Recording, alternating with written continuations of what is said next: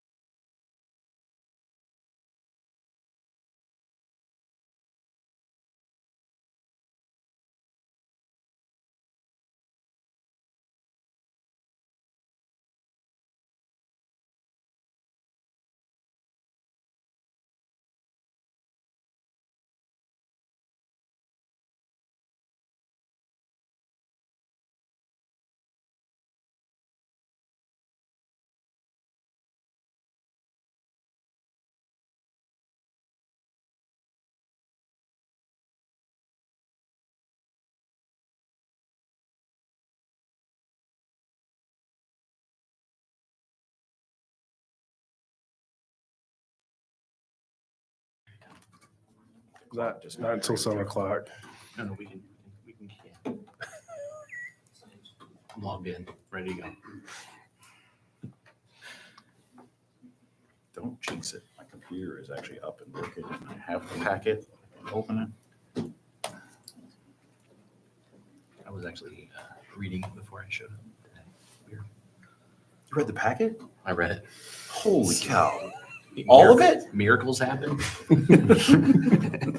12 times a month or 12 times a year.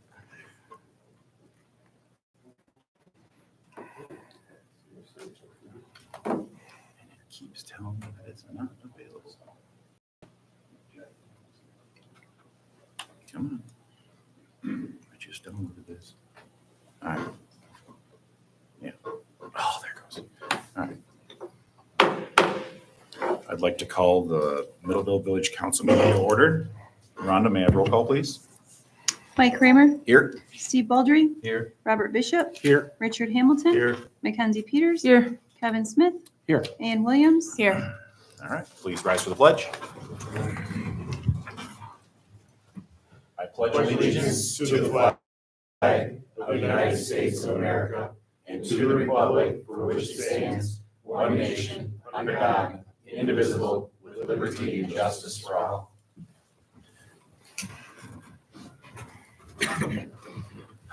Everyone should have a copy of the agenda in front of them. I'll make a motion to approve the agenda. Support. You got him. Support. I have a motion with support to approve the agenda as printed. Any further discussion before we vote? Hearing none. All those in favor? Aye. Opposed? Motion carries. Consent agenda. I'll make a approve the consent agenda. Support. We have a motion with support. I'll move this over.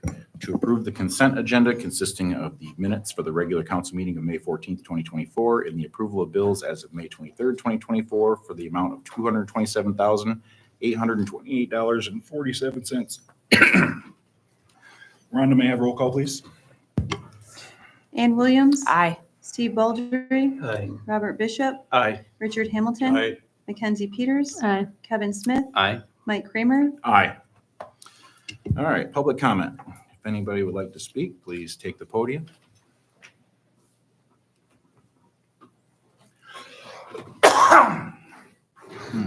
Hello.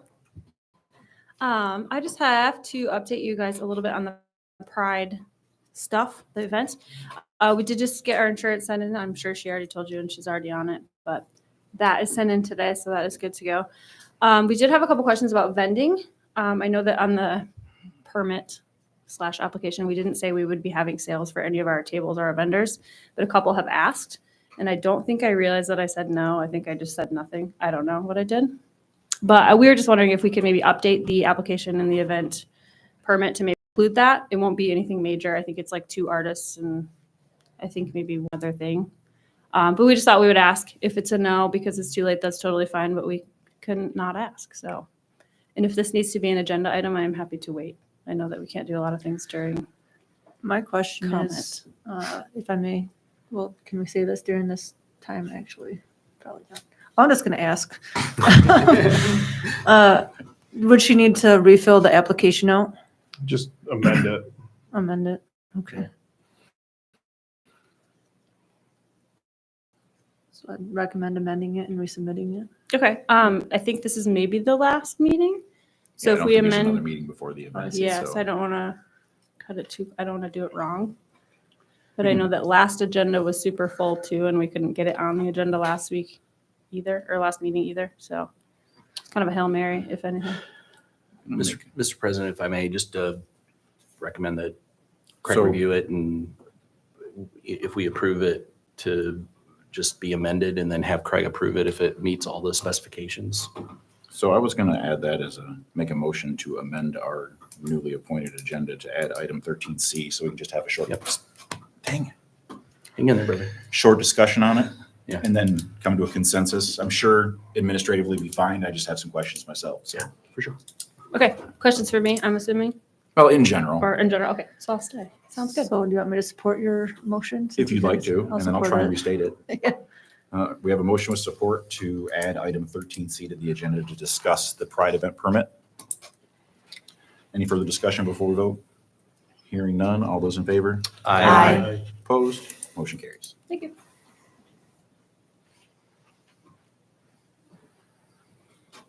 Any other public comment? Sorry, I wanted to move that because public comment isn't what we're supposed to talk about. Oh, yeah.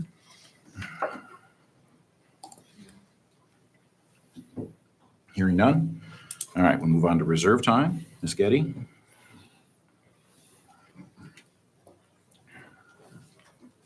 Hello, everyone. Thanks for having me. Few updates from the county. I think everyone knows that Michael Brown is retiring at the end of the summer. He has turned in his resignation, and he'll stay through August. We've been through a selection process to hire an HR headhunting firm, for lack of a better term. We did interview 2 candidates for that and selected GovHR. And Ryan Cotton is the individual that will be handling our account. And he is West Michigan native. I believe he lives up in Grand Haven, but he's served as interim manager in the village of Caledonia, and he's done a lot of work locally and really familiar with the area. So we're confident that that process is going to yield a lot of qualified candidates, and we'll have difficult choices. That's the best case scenario on that. We'll go through interviews, so there'll be opportunities. If you want to come see those interviews at the county, you're welcome to participate. We did approve an agreement with Eckert Wardell for the construction of the new Commission on Aging. So they're working through. Appointed Sylvia Raffel, entering her name to the Veterans Affairs Board. We had 6 candidates for that we interviewed last week, and felt like Sylvia was there was a lot of discussion about whether or not to expand that board because we often have more candidates than we have positions. So we talked about that this morning at our meeting, and someone had reached out, John Smelker had reached out to Lanny Forbes, really feeling like that board is very administrative, and a lot of the work for veterans happens in the Veterans Affairs Office, or volunteering, or at VFW, Legion, and so for those service groups. So if you know anybody, or you hear that, that they want, there's lots more people wanting to serve than we have positions for. That's the explanation. We approved the renewal of a recycling coordinator contract with the Berry Conservation District, and that's been on an ongoing agreement. Doing a great job. If you didn't get out to the household hazardous waste pickup at the fairgrounds, again before last, that was the biggest event we had. We've been collecting electronics, and that's usually the station that I work at. We probably had a whole nother semi-load full of TVs, and not that we would be, like people had cleared out their basements, and but apparently they're procreating out there, and we have lots of TVs. So, but maybe we'll reach the end of that. We did increase our budget for the sheriff's department to purchase some new vehicles. I don't think it's a surprise to anybody that vehicles prices have escalated, and then also there was a glitch in budgeting for the equipment. As you know, with your units, that's pretty expensive to equip the vehicles with everything you need for the officers. Airport, we did amend their budget so they could purchase a courtesy minivan, which they had money for. Approved appointments to the Land Bank Authority. Dave Hatfield, and then Doug Powers was appointed. And then Jim Dahl today provided an annual report from the Drain Commissioner's office. Went through, it was pretty comprehensive. Talked about the Thornapple Drain up on Noafkey and Duncan Lake. That project happened last year, and hopefully we won't have to revisit that one. I will say ever, if we're involved in that. And then today we did review in closed session a draft of the solar ordinance. If you're watching the headlines, there's some communities that are very concerned about large solar projects and then the state usurping control. So watch that closely, whether or not that initiative passes to put local control of solar back to local units. But the ordinance does provide a pathway for the county to be able to review applications for large-scale zoning solar projects. Any questions? I don't have a question, but I have a couple comments, if I may. And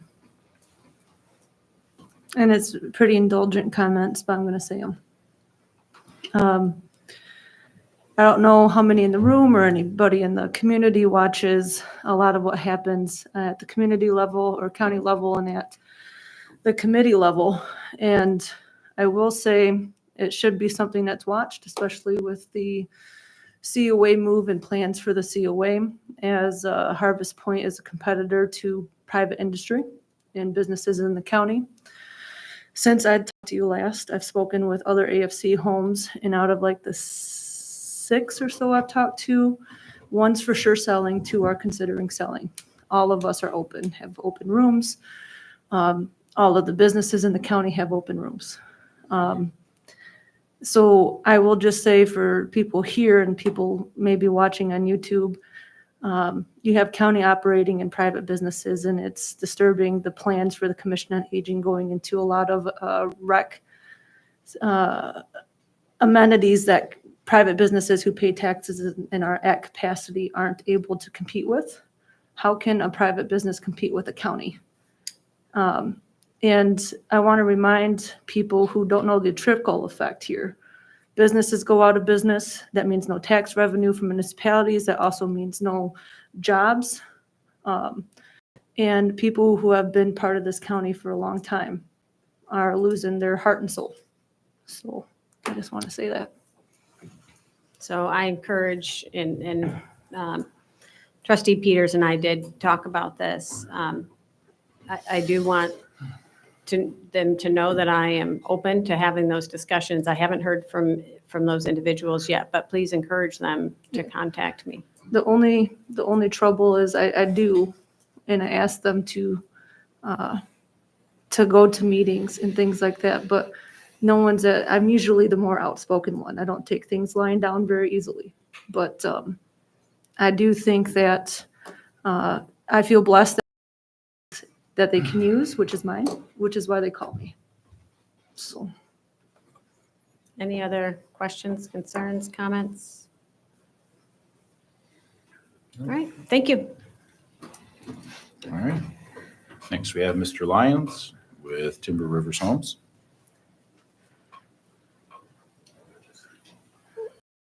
Good evening, ladies and gentlemen. My name is Tom Lyons. I'm involved with possibly developing a construction project here on 36 State Street for the folks here in the village and in the community. I've gotten interested through your brochure that you folks had supplied to the community and builders at large that might have been interested, and made quite a bit of conversation with Doug Powers about proceeding onto and through the success of something like this. And I've inspected your property down here. I've been, interested in making a go of it. I've made some modifications from my own personal prejudice on how things should or shouldn't successfully be built. But I believe that it'd be a real nice project for your community.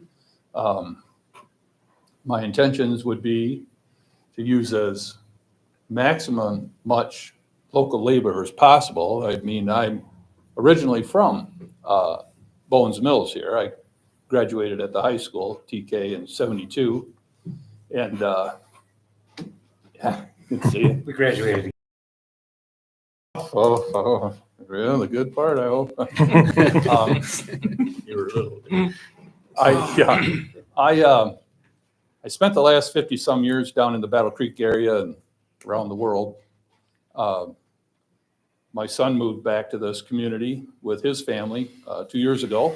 So I physically got involved with coming up here and assisting him and getting started over here by Freeport. By that, I happened to run into Doug and Craig and got interested in taking a look at your project.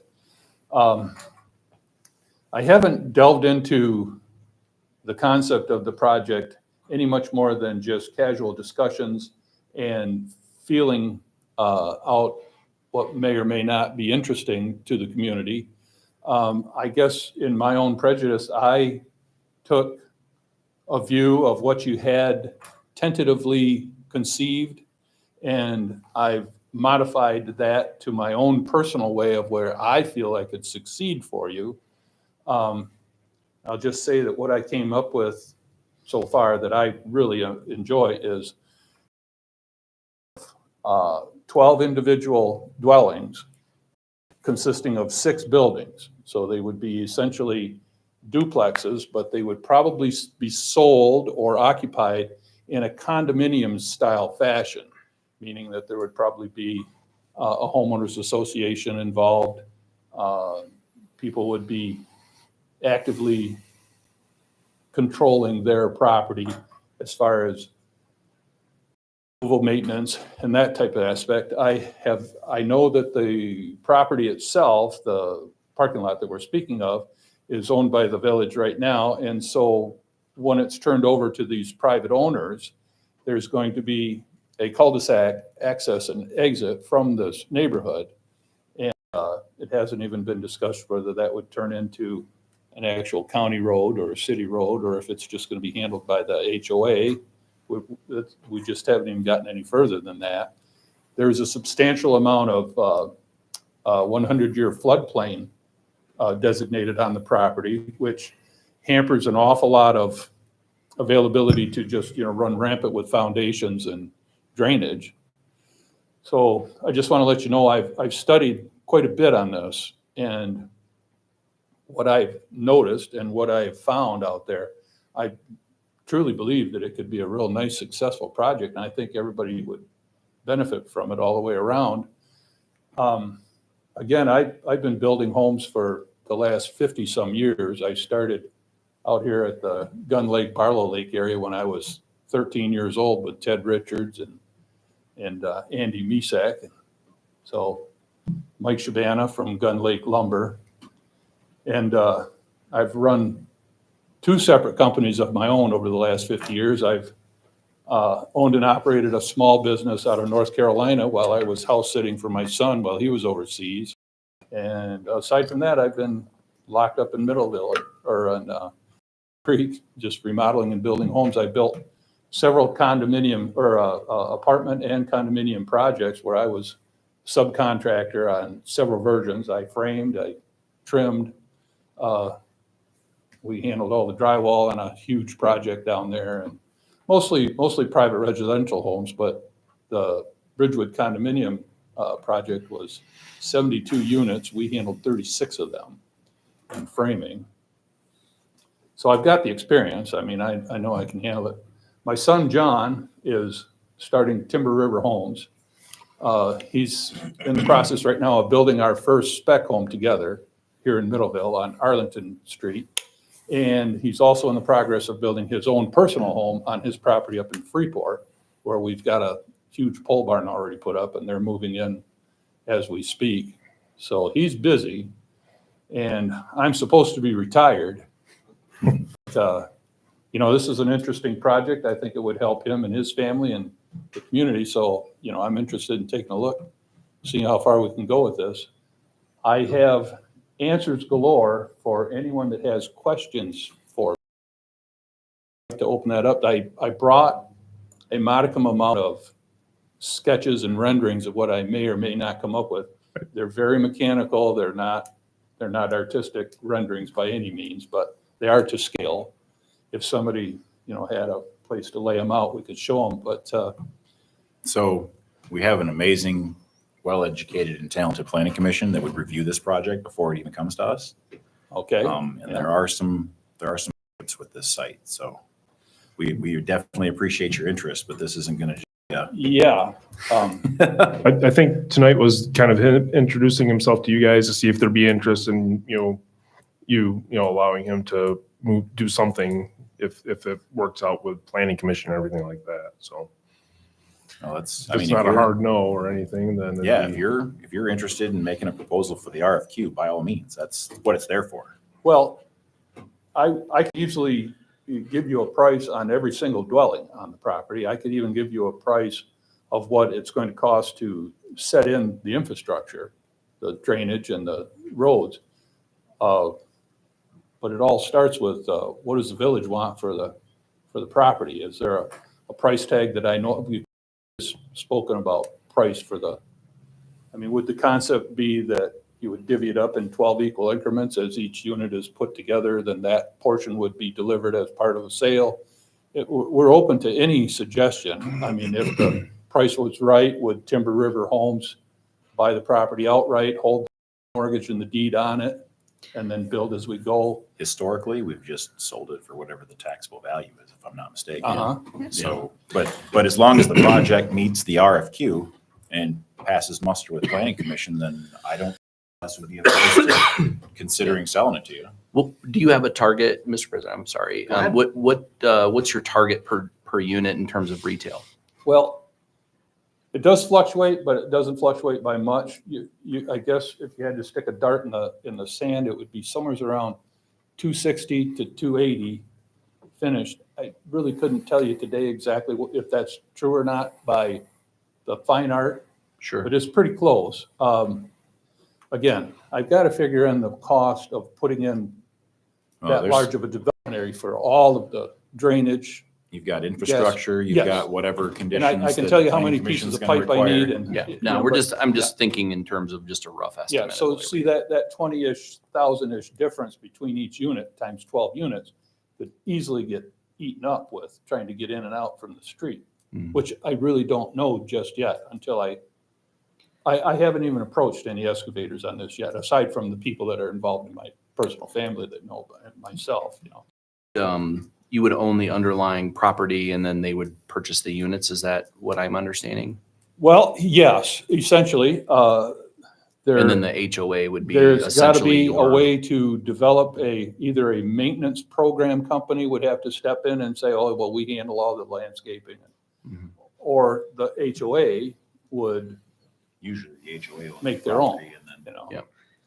I mean, people come and go. as far as, if, whatever works to make success would be, I would not say no to anything so long as it's successful. I think in general, and I don't want to speak for the board, but I think what we're just looking for is involvement that on a long-term basis that aesthetic is everything when you're going into a space like that. Yeah. And it's also contagious. So hopefully that would spread as time goes on. So I think what this board has typically been sensitive about is building and leaving versus building and investing. Right. And making sure that it's well kept and well managed.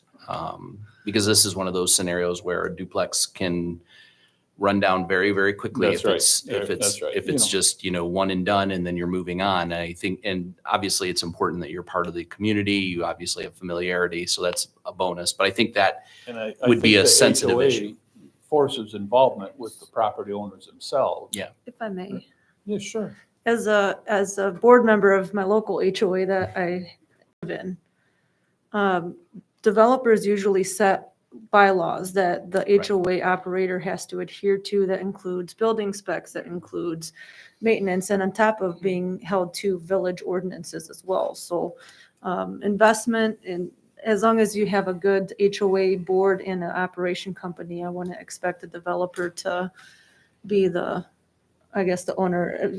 The apartments are one thing, but condos that someone buys outright, being a homeowner is a little bit different in my mind, but Yeah, well, I've already spoke with the property owners of the vacant tool and die factory across the street and mentioned to them about possibly for myself renting a huge portion of their building in order to house my construction equipment so that we've got a lot more efficiency on building on the site itself.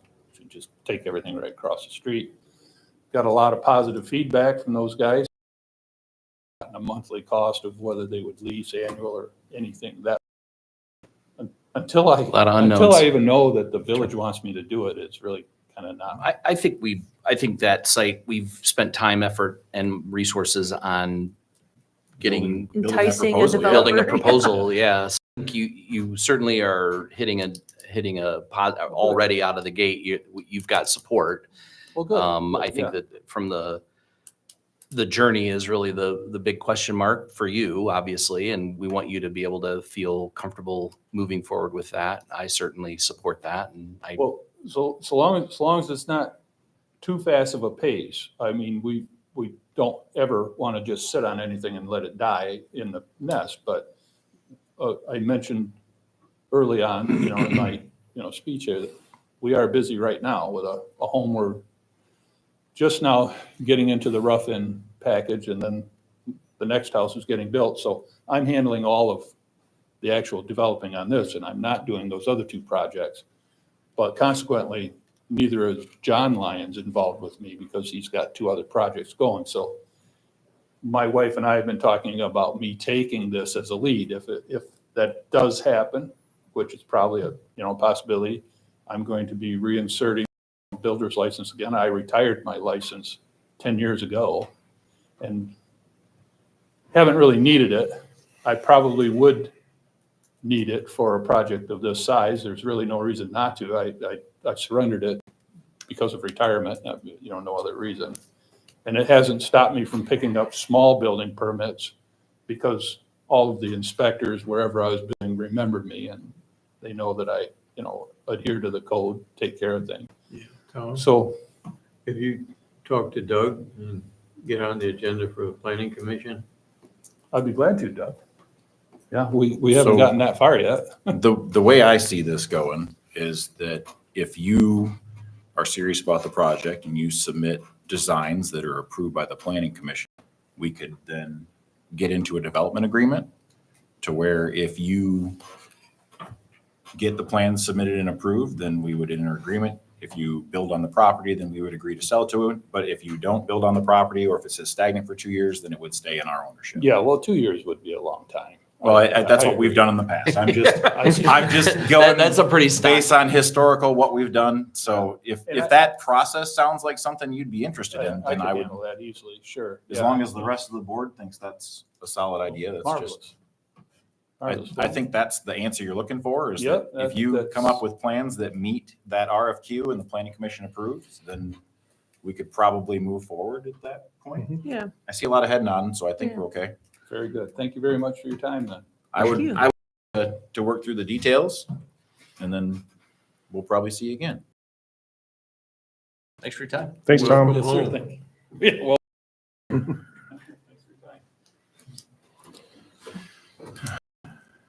Okay, so we have no petitions and communications, so now we will move on to the public hearing.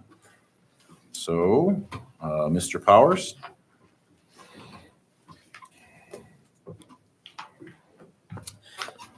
Good evening, council. So today you see before you the agenda and the item that was previously presented to the village council on March 5th of 2024, where this handful of changes were made for the previous comments. Ideally, I don't know if there's any additional comments, questions, or concerns. We had anticipated legal counsel being here. Unfortunately, there was a conflict, so that wasn't able to happen.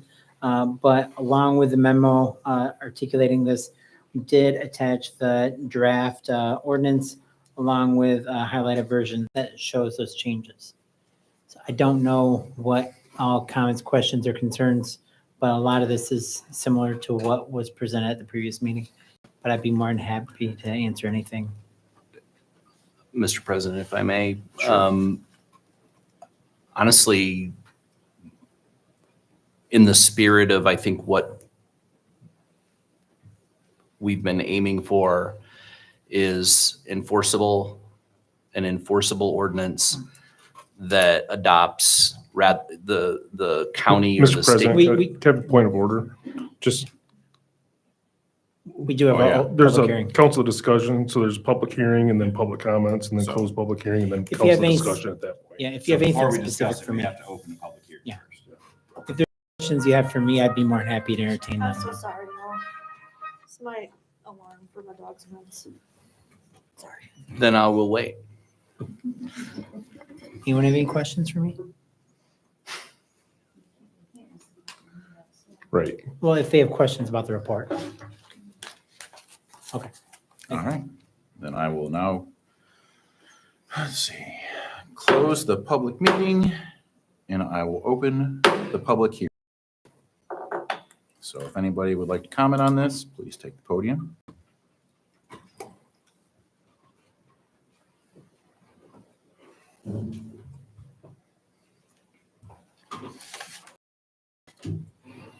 Hello, my name is Andrew Beck.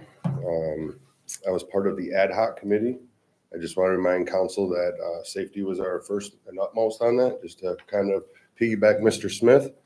I'd like to remind council that there's over 50 local businesses that are in support of having ORVs within the village limits. And I agree that enforceable is something that Sergeant Ware has spoke heavily on. Full support of it. Thank you.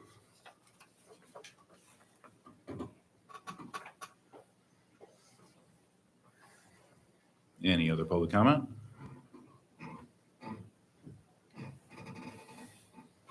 right, going once, going twice. I will close the public hearing and I will reopen the public meeting. And now we have council discussion. Mr. President. Thank you for being patient. Of course. It's my middle name. Starts with an R. A couple of items. I think we've had some really meaningful conversations with the sheriff department. Dar came here and I think we really dove into where the village exceeds or succeeds, I should say, in our ability to enforce our ordinances appropriately and without a lot of complexity. And I think two things that come to mind with this particular ordinance, and that is definitely want to make sure that whatever the ordinance reads, that it is enforceable. In doing so, there may be a little bit of hand tying the more granular we get with this particular ordinance. I really do believe the county does a fine job of adopting the state's perspective on ORV operation on public roads. And I think in the end, it's my highest priority, and I would hope the board's, to allow our deputies to enforce whatever those laws are in a manner that is efficient and enforceable and has recourse. Because I think the last thing that we want to enter into is a situation that for a $50 or $100 fine, we're spending $5,000 to enforce it when the resources to do so already exist at the county and at the state level. So we should use caution to, when we do form an ordinance such as an ORV ordinance or any ordinance, where prosecution of that particular ordinance lives in the village. So I think if we move that out and we adopt the county or the state's perspective, there's ticketing systems and paths efficient than what we have. They're trackable. They're And I think it makes a lot better sense for us to just allow the state and the county to be the experts in this particular space. So I know that we have, and I myself, I mean, I have personal feelings about ORV operation. I think we've discussed them ad nauseum during our sessions here. But I think also when it comes to enforcement, we need to clear a path, make it simple for our deputies to respond accordingly. And I think, based on the reports, there are very few complaints, I think, locally. And I think that if we just uncuff our deputies, to use a bad analogy, we uncuff our deputies to be able to enforce it at a level they can simply write a ticket and have it go through the system as a speeding ticket or an accident or anything else. I think that would go a long way for us.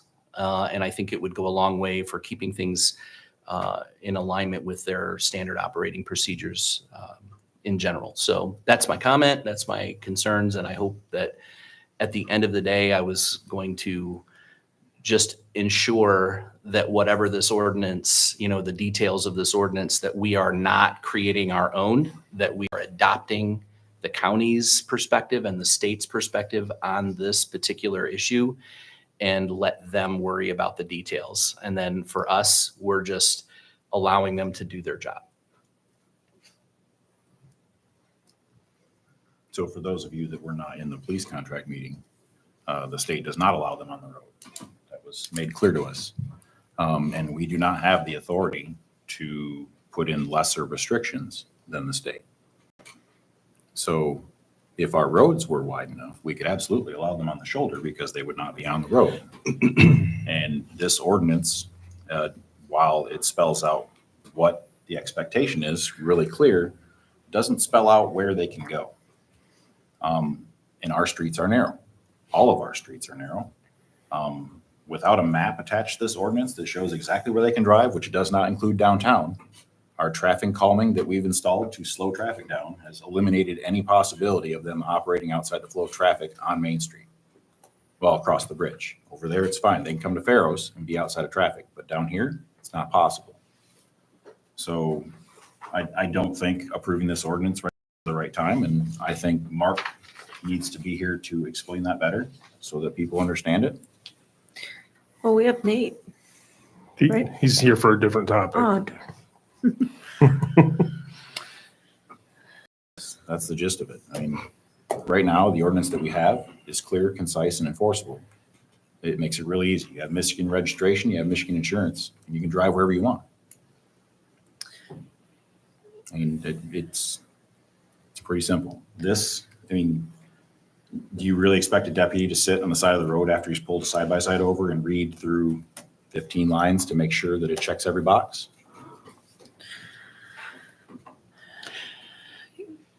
I mean, Mr. President, all I would suggest is that we eliminate it from our ordinances altogether and just allow it to live at the county level or the state level. I think the sooner that this is not in our book of ordinances, the better it's going to be for our community and certainly better for the law enforcement folks to take care of it. I wholeheartedly agree with that. That puts it right back to you need to have but I think registration insurance on the street. I think what Kevin is saying, because I have to recall a lot of homework we did when Andrew initially brought the petition, which showed the county ordinance was similarly set up to this. So it's not that they weren't allowed on the streets, they weren't allowed on Michigan interstates and highways. So streets within the village would be drivable and of course in accordance with it. So Outside traffic, so which is not possible. right. Well, I take that back because I was in Caledonia and I saw someone driving a mini bike on M37. And I didn't get mad because he was outside of traffic. A mini bike. A mini bike. Is that a motorbike? It is a small motorbike with a lawnmower engine on it. Well, that doesn't pertain to an ORV ordinance, I fortunately. mean, that that is an ORV. It's considered. Is it technically an ORV or is it? Yeah. Well, And I think, Mr. President, go ahead. I'm sorry. My concern is they'll have to drive on the shoulders. We don't have shoulders. People move their lawn up to the edge of the road. And we'll have more complaints about ORVs running on their lawns, which is no shoulder, but their lawn, from the sidewalk to the street. People I've talked to, I would say, keeping track of who I've talked to, it's 10-1, the residents don't want this. I've polled the planning commission, there's not one person that would support this as a resident. Well, I mean, 50 years from now, when roads are rebuilt and they're built to the new standard, when they're wide enough that there would be a shoulder, then that would be a different story. But right now, We don't have that. we don't have that. And that's a priority we're placing on the planning commission, is working through how that can happen. To have shoulders and safe streets. I think we addressed that. If you're heading through the Well, last that's phase of good, Rolling Jason. Oaks, Jason's, the streets have gotten wider.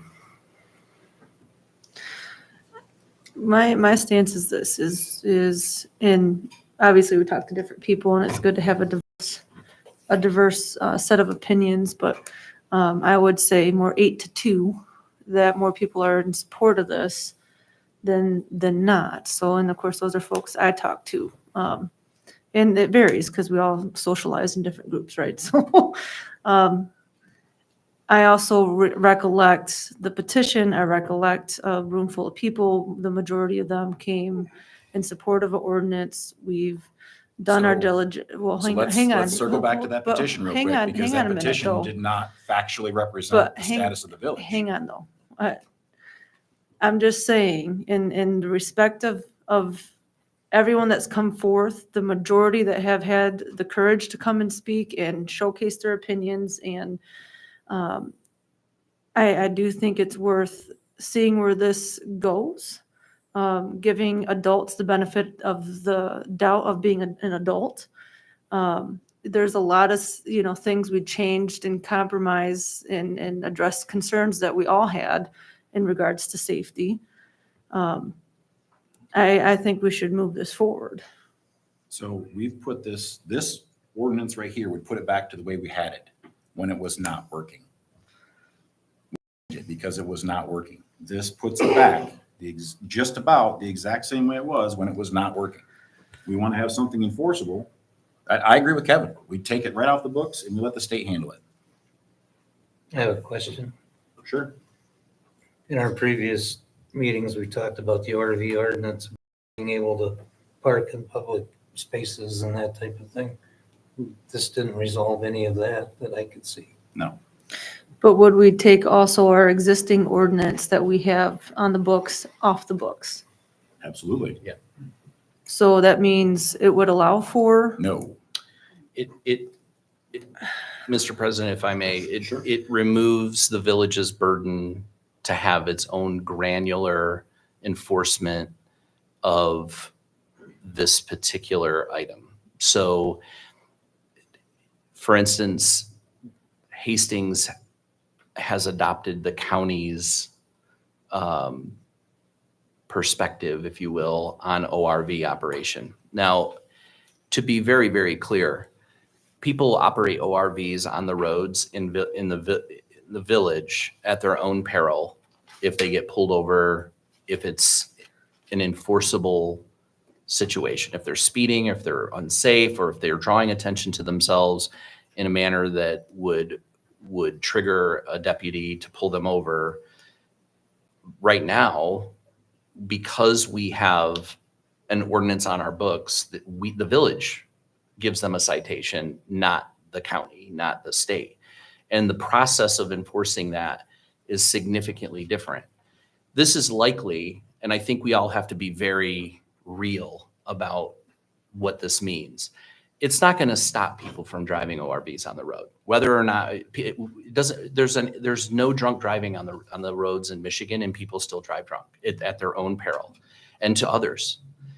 the fact of the matter is that if it is found that somebody is operating unsafely, if somebody's driving an ORV with an open case of beer and they're drinking beer while they're driving down the road, that's likely to trigger a situation where they're going to get pulled over. In our current state, the village is going to be pulling them over and applying our ordinance to that. I would much rather clear that off and allow the county to operate at a level that every other small municipality, or very nearly every municipality in Berry County, adopts the county level enforcement process. So for us, I think it makes better sense to just let the county and the state be good at what they're good at, and the village be good at what we're good at, which is basically roads, water, and sewer, and all of the wonderful projects that are brought before us. But I think enforcement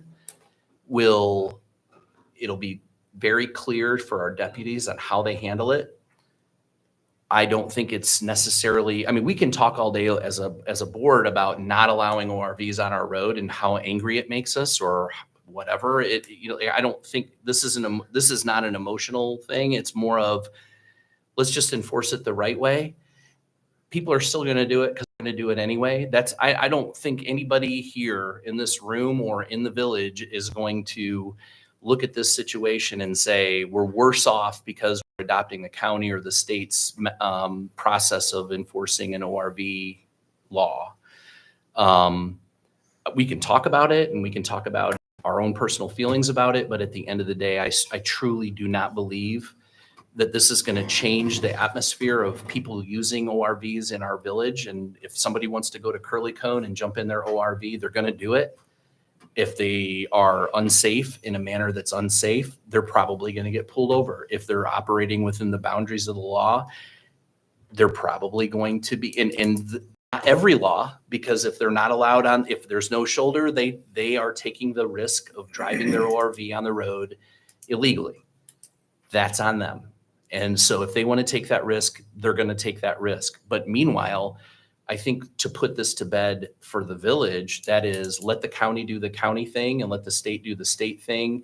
And people are going to drive their ORVs whether or not we want them to or not. And if it becomes a problem, we can then talk to our deputy and say, look, this is a major problem. We were getting a lot of complaints, but then they'll have a much more organized and enforceable method in which to deal with those things. So if there's an outlier that doesn't have a muffler or drives drunk or has kids hanging off the edge, if they're doing things that are unsafe, we're clearing the way to allow for those types of enforcement moments to take place without the friction of adding additional complexity to it by having a village ordinance.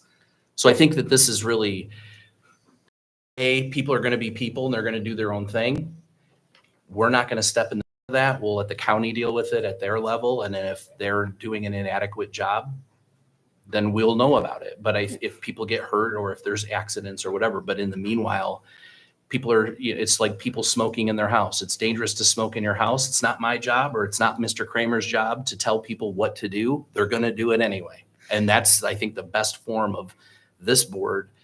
And our opinion is just let's enforce it the way it should be. Let's take a step back and let people assume the responsibility of doing things that they're going to do with or without our permission. So I have two questions. Well, two things, if I may. Firstly, I do want to point out every ORV I've come across in the last 2 weeks were plated. Right. So I did see that. Some of those plates don't count because No, it was license plates. Like they Yeah, were but if plates they're- from the state. there are states that don't require them to meet the minimum safety standards and will issue them plates through the mail. Well, So but the argument is always they got to be plated and they got to, they had Michigan plates on them. Some of them. I didn't pull them over to try. I'm just saying they had plates. So anyway, my next is actually for Craig. Mhm. What would it take to eliminate? Well, obviously we don't have to vote on this and make an ordinance, but what would it take to get rid of the ones we already have on the books to resort to county?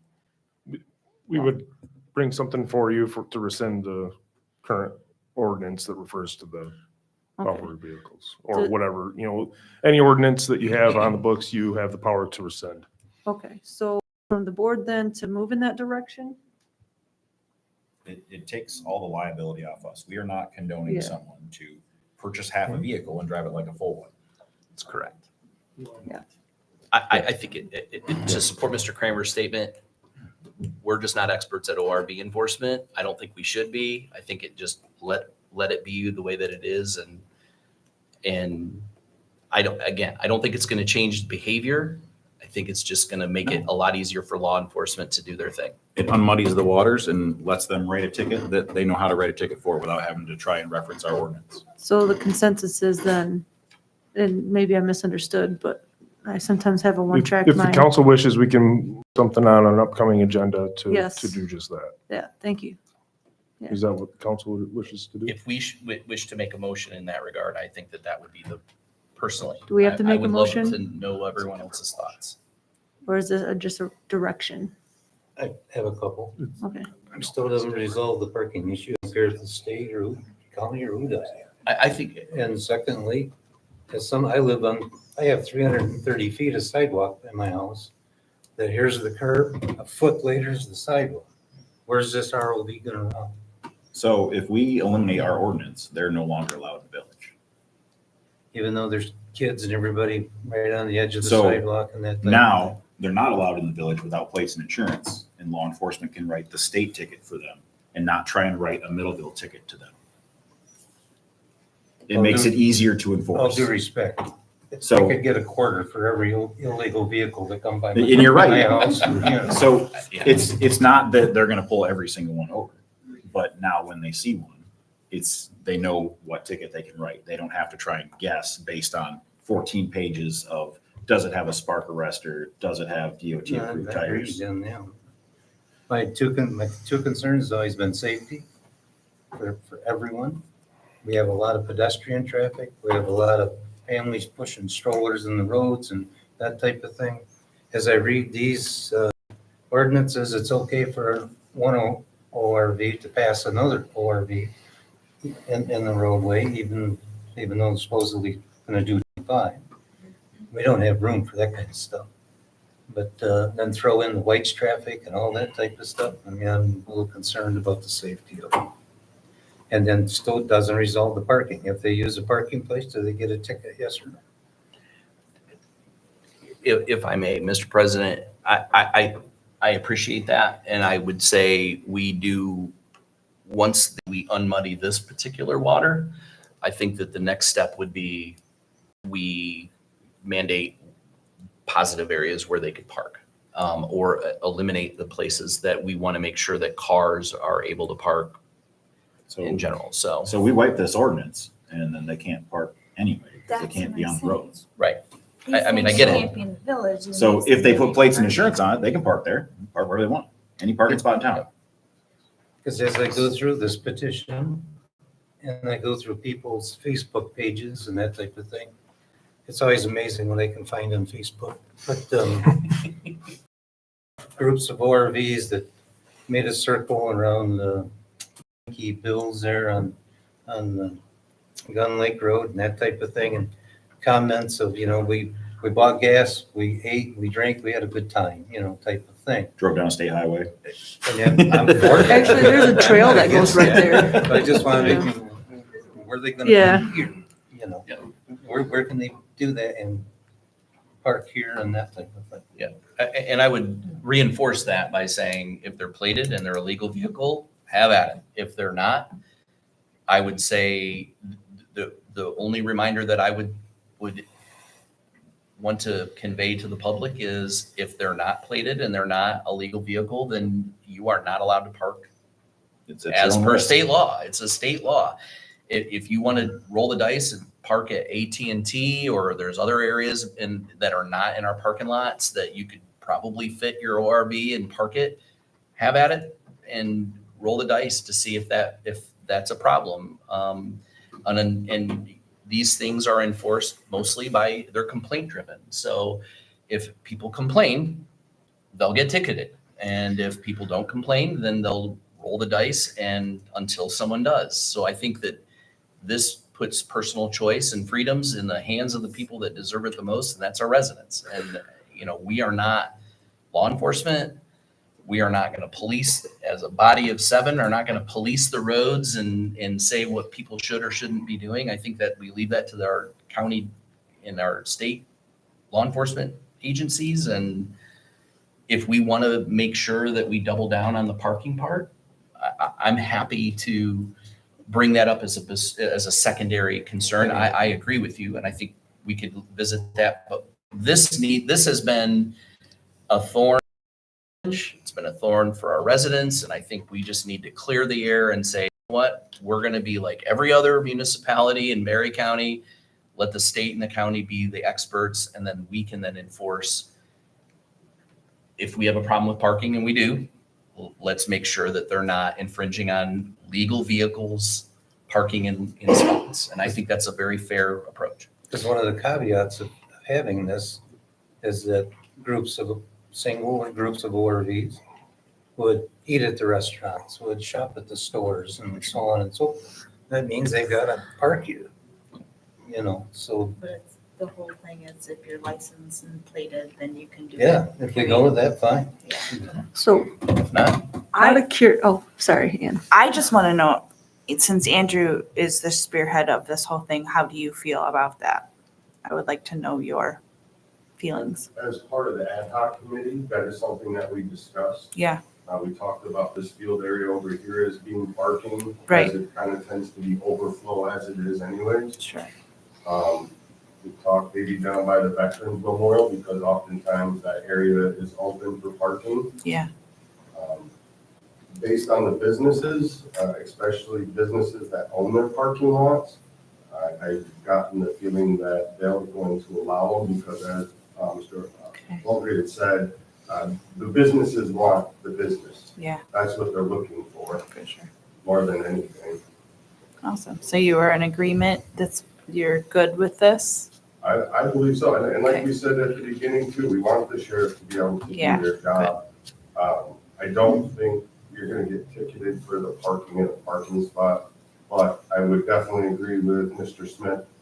You do a burnout, you're drinking and driving, Sure. you crash into someone's car or something, you're going to get what you deserve. Yeah, good. All right, so I think No one's talked about the shoulder issue I mentioned. So this Ducking wipes, that It- issue, so that becomes us- somebody's lawn. us rescinding our ordinance falls back on the state. The state requires them to have license and registration and insurance to operate on the roads. So they can't operate on the shoulder. They can't operate anywhere in town without plates and insurance. They can't come down here and park. They can't go to private businesses and park because a private business parking lot is still a public parking lot while they're open. So it's going to be easier for law enforcement to enforce if they have plates and insurance, just like every other car on the road, then they can go where every other car on the road goes. Without it, if law enforcement sees them driving, they can pull them over and write them a ticket. so I just want So that keeps them out of the shoulder. And Right. it- Thank you.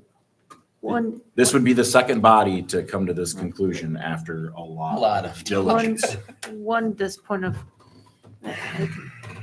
I think if it's a private, like if someone's on my property and they're parked on my property, I can tell them to leave. It's not public property. It's not public property. if Are they you come- open to the public? No, Are you And- selling something?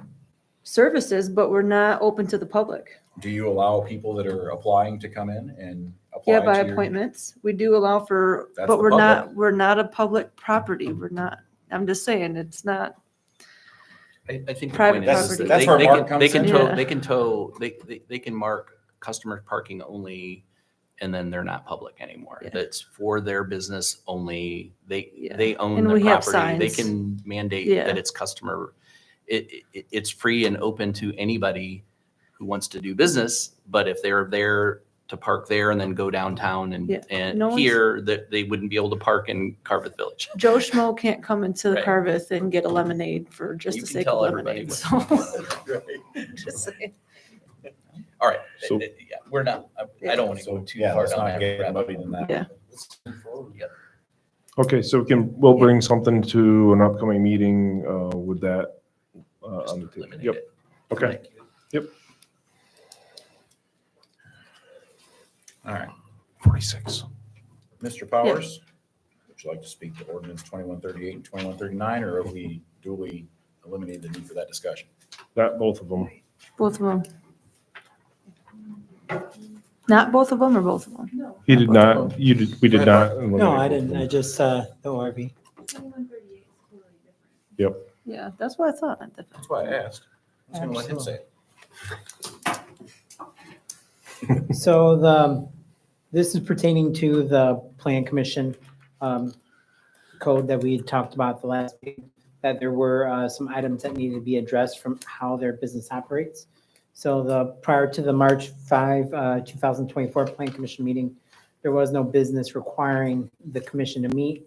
So when reviewing Chapter 46 of the Village Code, it was determined the Plan Commission was required to meet even though there was no business. This was discussed during the regularly scheduled meeting when the made to request the Village Council to consider modifying this. This was brought to the attention of the Village Council on March 26th. The attorney then prepared ordinance 2138 for consideration, where it was presented to the Village Council Committee of the Whole on May 8th of 2024. Excluding that item about the meeting requirements, it also addresses some of the stipulations regarding what the secretarial duties versus recording secretarial duties are to bring items better in line. So this is what you see at the last meeting. Do you have any questions, concerns? This does not require a public hearing, being that it's a regulatory ordinance, so be more than happy to. I'll make, That's been our common practice as a planning commission, if there's no business to not hold a meeting. So updating the regulatory ordinance only makes sense. I'll make a motion to approve ordinance 2138. Support. All right, let me get down here. 2138. Scroll. Just want to make sure it wasn't my car. I don't know what it sounds like. It's Right. angry. Would anyone like to go turn off their car alarm? It's probably Craig. Definitely not mine. If it's a Chevy Trax out there beeping, then let me know. It's probably the ORV that's parked in the way. It's not the door. Rhonda, can you scroll for me, please? Never mind. We're good right there. So we have a motion with support to amend Article 7 of Chapter 46 of the Code of Ordinances of the Village of Middleville relating to planning. Any further discussion before we vote? Hearing none. Rhonda, may I have roll call, please? Steve Baldry. Aye. Robert Bishop. Aye. Richard Hamilton. Aye. Mackenzie Peters. Aye. Kevin Smith. Aye. Ann Williams. Aye. Mike Kramer. Aye. Motion carries. Now, Doug, we do not need to discuss 2139. Correct. So we will, thanks, Doug. We will move on to Resolution 2413, budget adjustments. Good evening. These are quarterly budget adjustments prepared by both Finance Director Glormar Ayala and myself as we're moving through spending and readjusting our budget to where we're actually spending money. This will begin to get clearer and clearer as we move forward with the 2025 budget. But in the meantime, we're working to adjust and put funds in categories where they have been being spent from, as opposed to just lumping them all in one or two categories.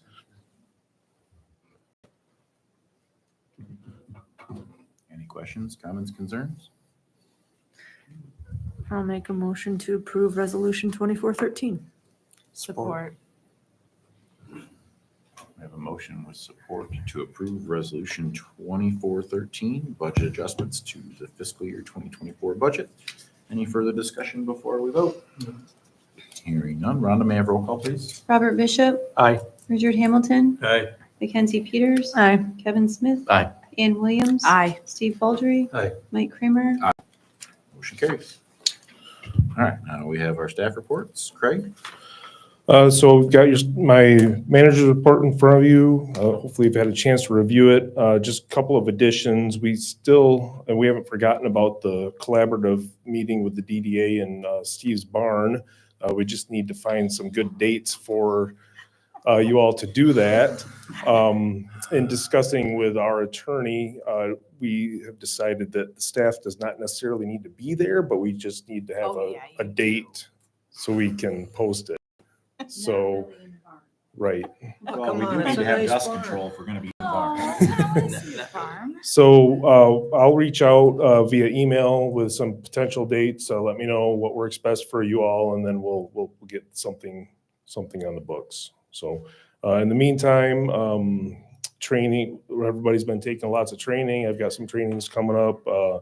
I hooked Alec up with some additional DPW director trainings that he'll be looking into pretty soon. And Glormar finished a full day of finance training the other day, last week. So other than that, things are going really well. Any questions?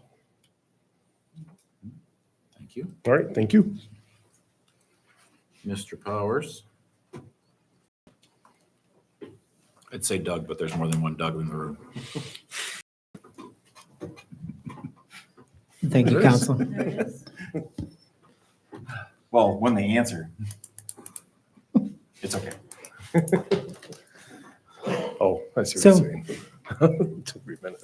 Permits are starting to pick up from the previous month that we've had several permits for additions, fences, decks, chickens, you name it. You know, there's been a couple right-of-way permits along with a sign. So just, you know, a few other items. So the 115 High Street property, there hasn't been any action regarding the development agreement, that the property owner has not made the improvements within the time frame that was designated within said agreement. So really can give regarding what, you know, like I just said, to let myself or the manager know, you know, discuss that at a later date. So the Misty Ridge and Rolling Oaks parking regulations, just as a side note, the DDA is conducting a parking assessment where part of that is also going to discuss about the potential implication of ORVs, whether they're licensed or not, what those impacts could be within the downtown. It was added to their scope just in case if ordinance was amended. Baby Bliss demolition, that there hasn't been a lot of progress made as of there, but I believe that we will start to see the remaining activity moving fairly soon. Just working out a couple obstacles, but, you know, stay tuned. So the Zoning Board of Appeals did have a public hearing on April 18th, where at that meeting, they approved of the dog grooming facility over on Grand Rapids Street. I believe that business opened just shortly after that meeting. The Mid-Villa update. So the Mid-Villa project, it's been to the Village Council as well as the DDA and received approval in front of both boards. So presenting that information, getting it to the Brownfield Redevelopment Authority so that can then go before them. Most likely, I would presume it's coming next month, or at a later date, they could then work with the county commissioners, considering there is no obstacles on scheduling a future public hearing. So on May 8th, the Plan Commission discussion with the strategic plan implementation. We looked at a handful of different ways that we could try to achieve some of the goals that were listed within that plan. If you haven't seen that document, I strongly encourage you to look at the May 8th packet, because, you know, and on June 4th, that's when the Plan Commission and Village Council is looking to have the joint meeting where we can discuss economic development strategies and the public participation plan, and also highlight one or two of the items that came up during the commission meeting that there may have been comments, questions, or concerns. So we could have a collaborative agreement in regards to what and how that could progress. Other than that, you know, as you've seen, you know, Mr. Lyons came to discuss about the potential for 36 State Street. There's a handful of activities going on related to that, but really just, you know, seeking direction. And thank you, President Kramer. I think you gave a lot of guidance regarding, you know, how we can move forward with that. Don't know if anyone has any specific comments or questions for me. A lot of stuff going on. In regards to the permitting, I'm seeing a few accessory buildings and sheds and pads and so on and so forth. I've actually had a number of people ask me maximum size. Now I'm to understand that it's 12 by 12 in the village. I think the actual code is 25% of the principal ordinance or principal residence. Yeah, so it So, varies okay. a little, you know, because there's a lot of different factors, whether it's the way the property is zoned, if it's agricultural, or, you know, Residential. pending how much of the property, the rear yard space is, along with setback requirements. Typically, it's going to be less than 1,500 square feet, but, you know, to give you an exact number, you know, there is other factors I would have to look at for any specific address. Okay, very good, If I- thanks. If I remember right, it's 25% of Yep. the principal residence, and it has to fit within the rear and side yard setbacks. Got it. So there's a whole ordinance on it. Mhm. We revisited that Yep. one not that long ago, because Yeah. when you get a lot of ZBA meetings regarding a certain ordinance, you revisit those and check to see if the ordinance you have fits. I recall that there were a couple of folks that ended up building I don't think. very we've large changed- outbuildings. I don't think we've changed the outlook on having a steel container put in your backyard. Yeah, right. So yeah, we haven't had any new larger accessory structures recently, and the only one we had that was for a variance was the old carriage house. Got So they were, you know, trying to do an addition because their modern day carriage does not fit in the style of an old carriage house. Thank you. Thank you. I think the only thing I'd like to add was I'd like to see Gretchen at the June 4th meeting, if you're available. Think she's And planning any on other it. DDA members that would like to attend. Because, I mean, our strategic plan should involve marketing. And I think that would be key to have them involved so that they understand the plan, so that understanding how the marketing aspect works definitely helps when everybody's on the same page. Absolutely. Thank you. Bob? Greetings. April 15th to May 17th. Wireframe signs, Oh, it's coming. lots. Lots and lots. There's been a change in the ordinance with the signs, and last election, last time, there was two signs, wireframe signs are allowed on the yard up until 60 days prior to an election, and then it was allowed 4 more. So you could have a maximum of 6. It's now 2. And that's how it's been changed. And that's gonna be very interesting because I'm gonna make a lot of people disappointed. But I just, it's something that's gonna show up and there's gonna be a lot of complaints. So what's the allowable area? I'm talking about well, In case someone wants to go and put a T-post election sign in their front yard. a T-post on a normal, less than a quarter acre, which is typical, I would say, in the village. A wireframe sign is 8 square feet. Our maximum per parcel is 8 square feet, 4 square feet, which is basically your So just so everyone's clear, a Please 4x4 roof- sign roof as the big as house, you can have. yeah. A T-post is 12 square feet or, well, it is 12 square feet. So we've had a conversation with our sheriff and he's understood the rule very well. The T-post is 12 square feet, so 4 by 4. 3 by 4 4. by 3, 4 by 3, 3 by 4. Yeah.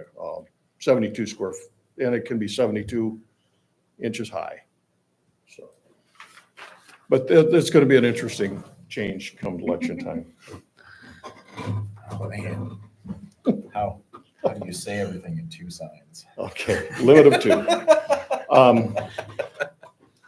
The same, going on. Grass height, it's an incredible amount that I've been dealing with. Here's today's list. Yeah. Not all of them got tagged. I kind of go by and see what's there, and then the next time knock on the door or put a tag on them. So. There was one parking complaint at 314 Stadium. If it's overnight, I haven't seen it, and there's no ordinance right at the moment about parking overnight, so I really don't have a complaint, or it's not a valid one. 605 Bernard, there has been absolutely no change, we know. But he needs to do his fence, and there's escrow money in his account, so. He's one of those that are incredibly hard to enforce or to follow through with the enforcement. A couple of trashes, Irving Road, they had a dumpster that was overfilled, but that's been taken care of. 61 State Street, not much has been done. 215 High Street, that's been taken care of. There was a pool incident. I got a call. Well, the village got a call, and I took care of it. There was a 4 foot above ground pool, and with the way the ladder, it was just a regular step ladder type A-frame step ladder, and it was away from the pool, but the little guy got onto the ladder and was climbing in before Mom caught him. Neighbor lady and neighbor's son. And anyway, they called and talked, and so the pool's gone. I informed the people, and they just eliminated the pool, so that eliminated the problem. But Yeah. it's really something that it could have been just an awful situation. Parking, unlicensed parking vehicles, 208 Lloyd. And Minster is gone. They took care of that one. Lloyd is still there. I like your outfit. You know, you dress bright sharp. RV parking, the ordinance, the waiver on the ordinance ends Set to on June expire here pretty 6th. soon. Yep. So Well, hopefully there they'll really be in hasn't- campgrounds by then. Yeah. There really hasn't been a lot of abuse at all. It's been very well handled. I think people know. There was one on Thornton Street. Potentially they were living there, but I never saw. But it's gone now anyway. So, and same way with High Street, that is taken care of. Ground cover, there was one complaint because the dirt was running into the neighbor's yard, and that's pretty much taken care of. So, questions, comments? Looks good. Thank you. Gretchen?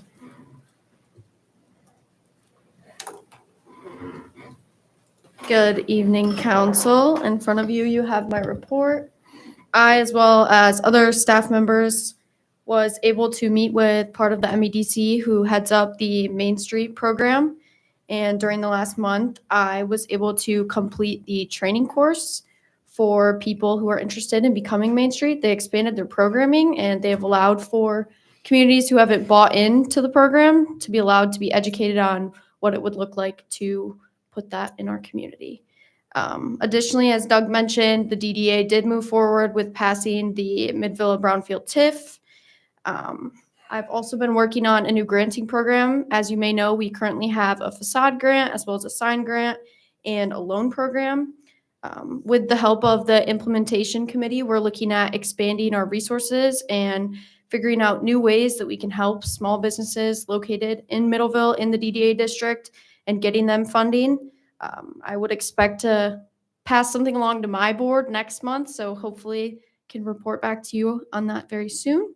Additionally, I'll be gone the back half of this week as I'm attending the MDA conference up north, and there we'll be talking more about marketing properties, so excited to bring that to a conversation next week.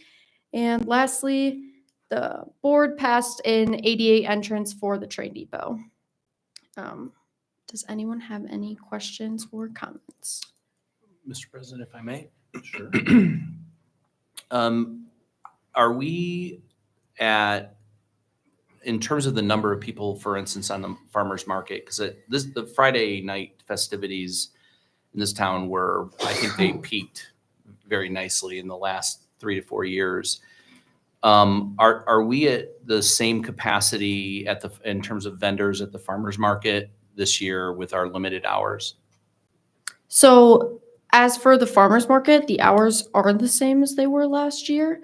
As for vendors who have paid and signed up for this year, it's very similar, if not a little bit more, to what I came into last summer. And with things like a farmer's market, it's something that you get approached about, especially after the season starts. After it starts. So this week I've begun getting Getting more a lot requests? more interest. Yes. Good, that's great. And then in terms of the Riverbank Music Series, in concerts past, we had a really great turnout a lot of times in September when it ran through the end of September. Some of the larger bands tend to want to play at that time, and we're drawing they were drawing larger crowds. Do we have that booked through September this year? No. So historically, the DDA has done 12 weeks of the music, and those have always gone through June to August.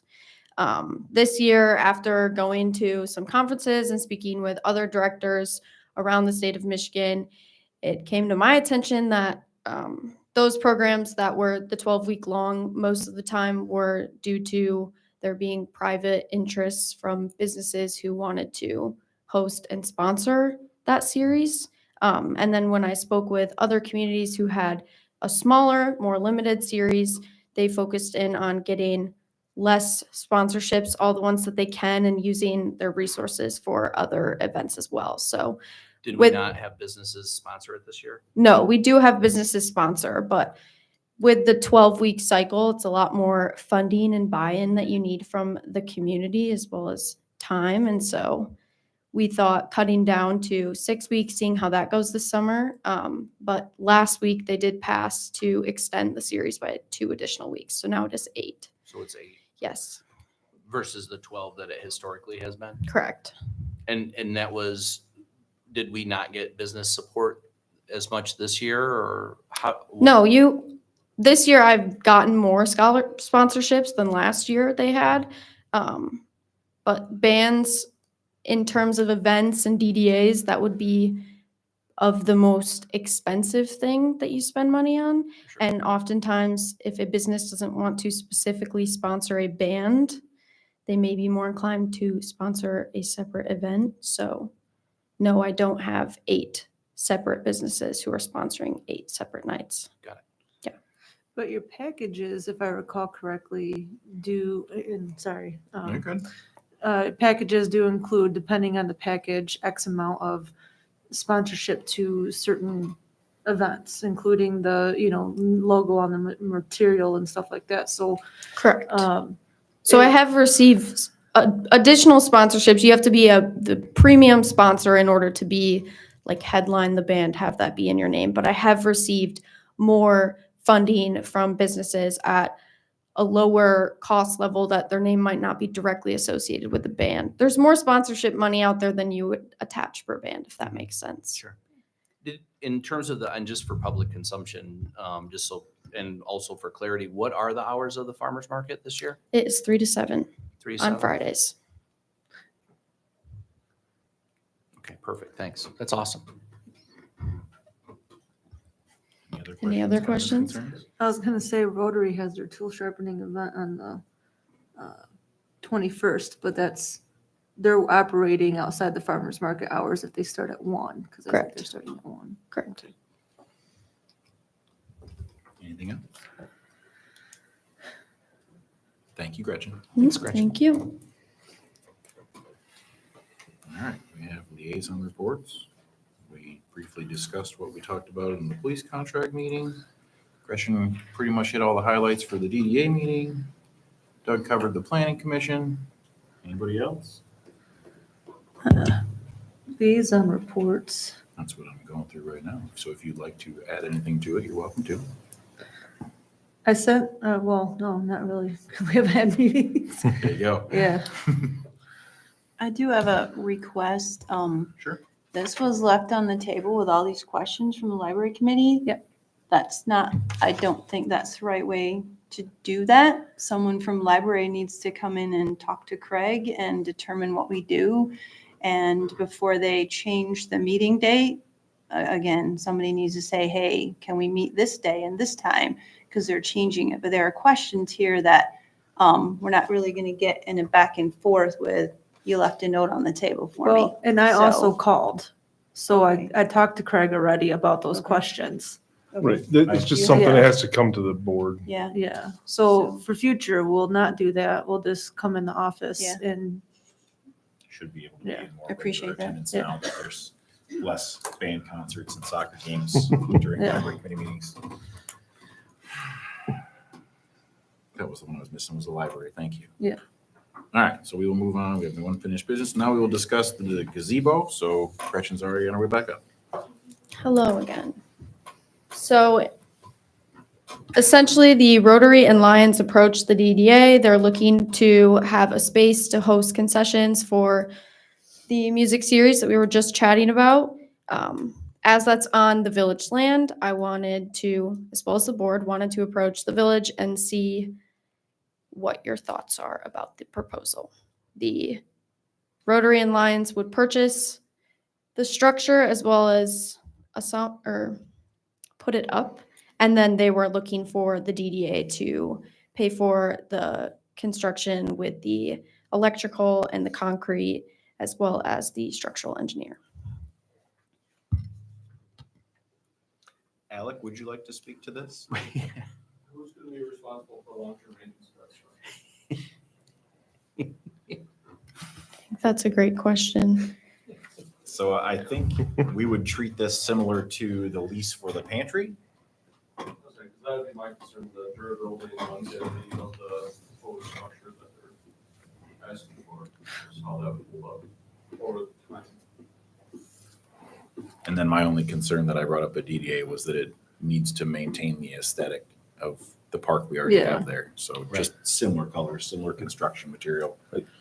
I think if we're gonna do something like this, we should do it right and maybe, work with Williams and Works and, get something that matches what we've got over there. And, then we can reach out to the DDA and or any other sponsors, Lions, Rotary, things like that for additional funds to do something. I don't think this is gonna suit the needs. I mean, somebody said it could last maybe 10 years, but I think we're hoping that the pavilion lasts a lot longer than 10 years. So not opposed to the idea, just want to have something More permanent. more permanent. Okay. yeah, so, and to shed a little light on the idea of it, I'm sure you already heard the shtick, but, we always are asking for volunteers and more volunteers. And as a Rotarian and Craig as a Rotarian, we have a lot of elderly volunteers and putting up tents and putting, I mean, they do a lot of community activities in that area. So just having a separate cooking space or a separate concession space while the pavilion's already being used, as well as, future things like Brewfest might come back to us, so it'll definitely be used. It's not going to not be used. So that's just my only input on that. So go ahead. Why don't you go ahead? That structure that's already in there that's used for storage, that could not be used as a concession. Is that not a concession? It's not set up It's not with big enough. utility or Okay. anything. What no. about Yeah. doing something like that, like an actual building, like a concession stand that will I think- fit? One of the thought processes with researching this was possibly making an addition to that storage. Yeah, facility right, And doing something along those lines that would tie into that building. yeah, All the utilities are there. yeah, It'd be obviously cost more than what is being proposed, but Right. it would fit in and the longevity would be much. and yeah. I think they want to use a grill too, Right. so that's the reason why they wanted something more open. Yeah, is to be something able to- similar to what they have over in Hastings. I don't know if you've been to Yeah. Hastings Yeah. Music Series at all, and they've got full kitchen and, Yeah. everything in there, so. Even if you just did a roof over, not an enclosed area. Yeah, we don't want a full kitchen. Right, No. that's not what, Right. I shouldn't have said that, not full kitchen, but they got, anyway.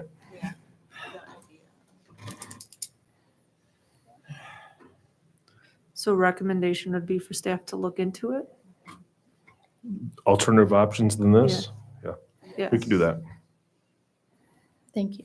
So consensus is we're not opposed to the idea, just something a little more permanent, beefy. Understood, yeah. Okay. Looking for beef.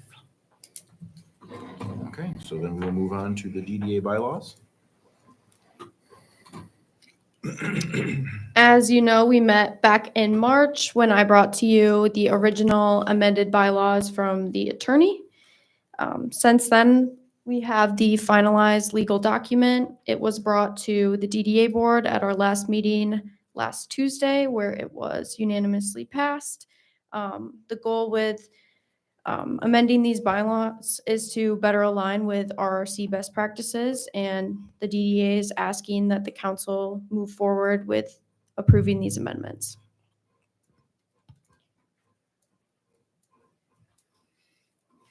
They're pretty basic. Yeah, I mean, it's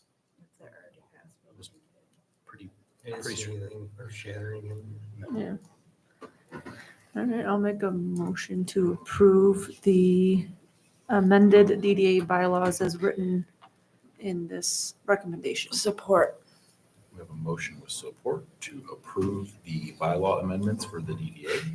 Any further discussion before we vote? Hearing none. Rhonda, may I have roll call, please?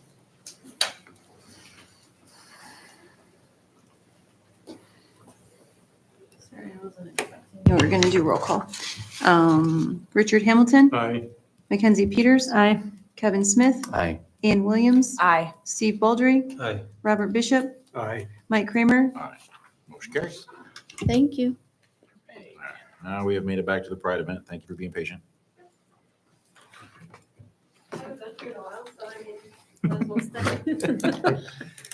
So now that we're not in public comment, if we're gonna have vendors there, how do we charge the vendors that use the farmer's market?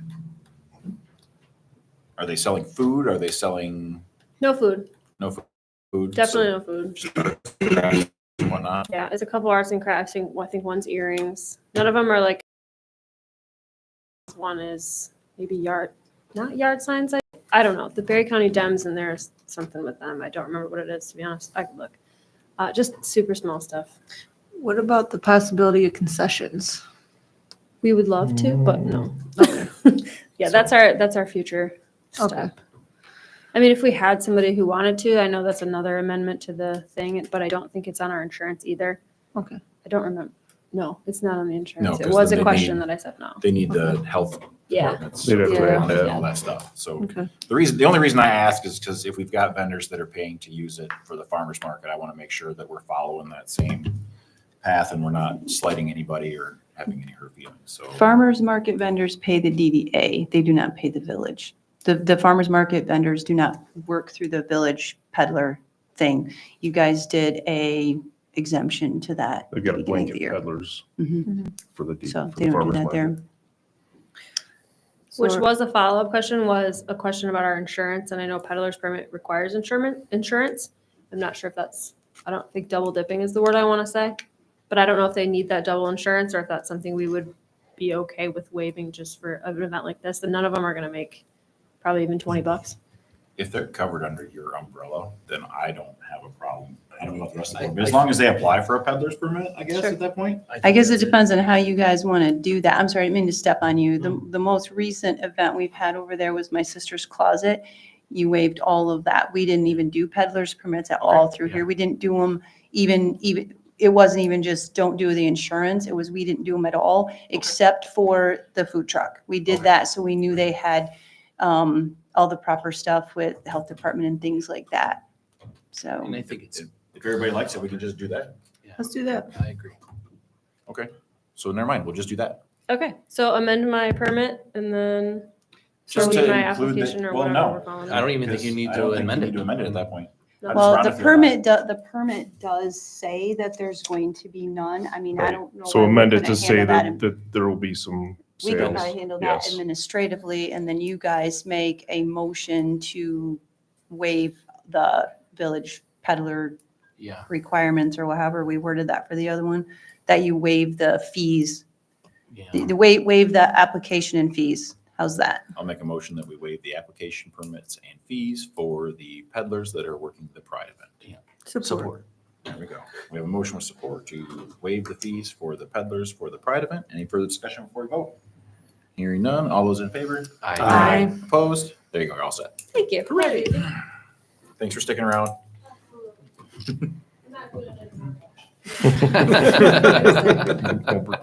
Kicking you out anyway. Okay, at this time, let's see. I'll make the motion because I have it written in front of me. I move to go into closed session pursuant to Section 8H of the Open Meetings Act to consider material which is exempt from disclosure under Section 13(1)G of the Michigan's Freedom of Information Act at 8:34 PM. 8:35 it is. And I do need you to give me a minute to mute, stop recordings, cover the good. camera, all of that, okay? I have made a motion. Do we have support? Support. Oh, A sorry. motion with support to go into closed session. Ronna, may I have roll call, please? Just 1 second. Who supported that? Mackenzie. I was getting ahead of myself. Sorry.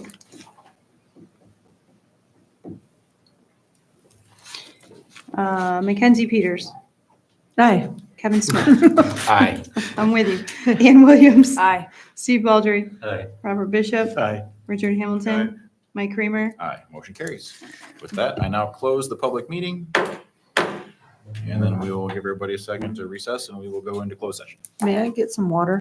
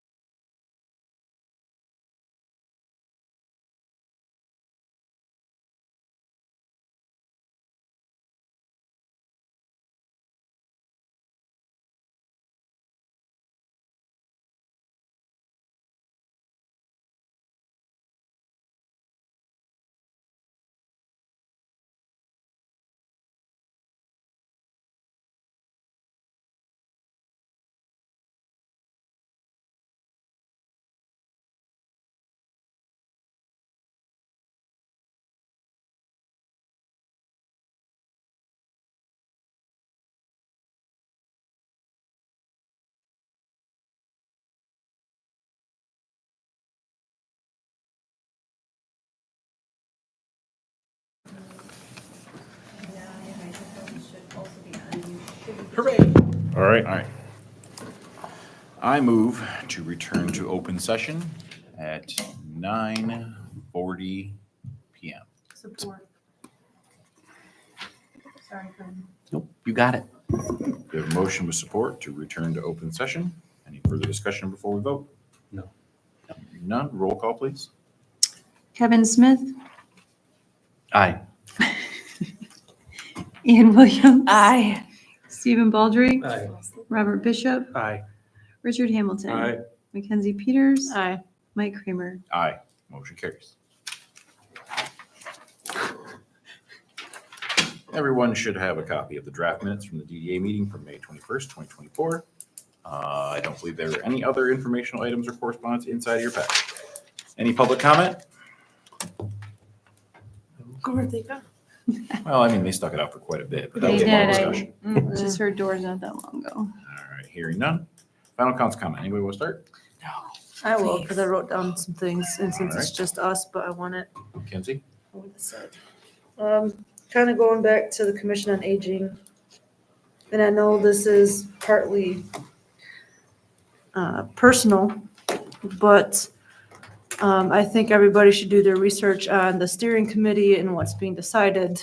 The COA is moving to Harvest Point's campus and merging a building things like a pickleball court and amphitheater. Harvest Point is a county-owned assisted living. They don't pay taxes. Harvest Point charges for private pay. They don't help low-income individuals. Yet there's a county resource moving and merging that building, which is highly inappropriate, in my opinion. Harvest Point operates as a private, I already said that. Business, I've become a sort of a representative for county facilities that either are corporate-owned or small, family-owned. They don't have the courage to stand up and speak at county meetings, so they've kind of helped me be the person to do that, or selected me to be the person to do that. And it's really inappropriate with what the commissioners are doing, making it impossible to compete with a county-owned assisted living that runs like a private industry. And I know you're all antsy, and I'm sorry, but out of the 6 AFCs that I talked to in the last week, 3 of them are closing because they just can't compete with Harvest Point. And that's jobs, that's family businesses that have been in the county for a long time. And it's just not right what's happening. Those are my comments. Okay. Anybody else? So. Nice hat, Mr. Hampton. Thank you. Mr. Bishop? I have nothing. Mr. Baldry? Covered all the bases.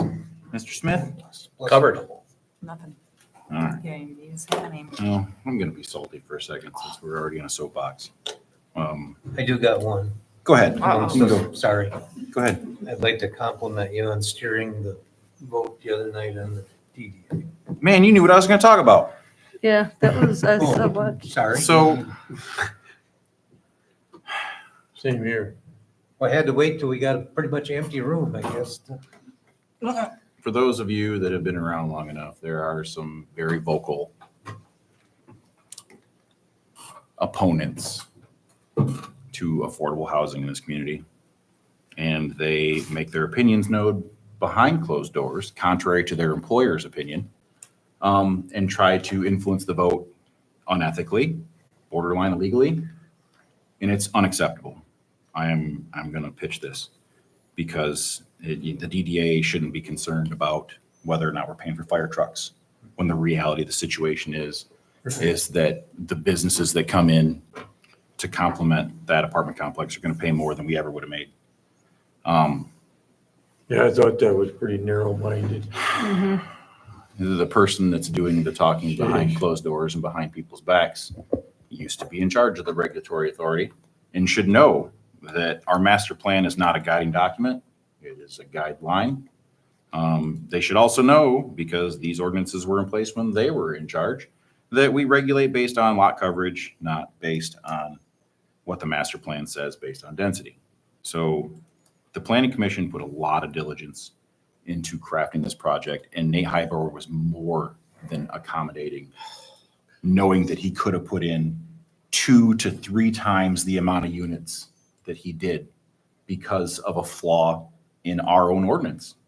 He could have filled that place up, but no, he put out a project that works with our community, and it's a good project, and it's still getting pushed back, and I would hate to see it get pushed back again at the County Commissioners Board. I'm afraid that's what it's going to get. So recognize that, see it, speak with your vote come November. Yeah. Yep. We'll let you know when that is on the agenda at the county. And we are working on something that will basically hold the EMS millage harmless if and when everything goes through, if and when the EMS millage passes and the TIF passes the. So we can put verbiage in there so that this TIF would not affect the new millage Correct. that would be on the ballot in November? Correct. And the reality is, I mean, just to comment on this, and Mac, you did the math while we were sitting in that Yeah. meeting. This is legit $3 per person a year. It's like we are not talking about some radical amount of taxation here. We're talking about $3 a year.